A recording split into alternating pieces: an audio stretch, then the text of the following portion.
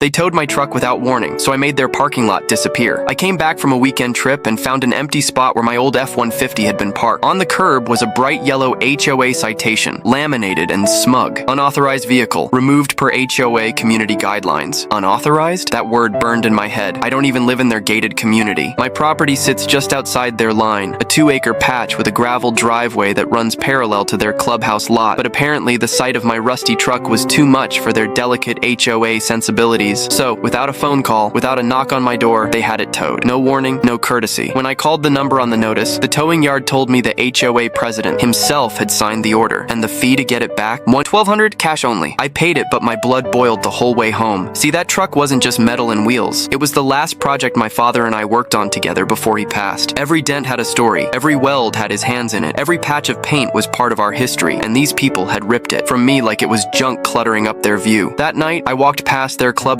lot. Bright lamps cast perfect white light on shiny SUVs lined up in neat rows. And then I noticed something they had taken for granted for years. That lot, their precious overflow parking, sat on a corner of land that wasn't actually theirs. I remembered my grandfather telling me stories when I was younger. Decades back, the county had cut a deal with the HOA for temporary access so they could build that parking lot. But the deed itself, it was still in my family's name. My grandfather never sold it. He never signed it away. And suddenly, I knew exactly what I had to do. The very next morning, I pulled the deed from my filing cabinet, brushed the dust off, and marched straight into the county office. Within a week, I had filed paperwork to revoke their access. 30 days later, the county stamped it approved. Just like that, the land and the entire lot they had built on it was legally mine again. I wasted no time. On a Friday evening, after the last car had pulled out, I brought in a crew with fencing, posts, and warning signs. By dawn, a brand new chain link barrier wrapped around the entire lot. Bright red letters shouted from every sign: private property, no parking, violators towed at owner's expense. By Saturday morning, chaos broke loose. Guests had nowhere to park for their tennis matches and brunches. Residents circled the block,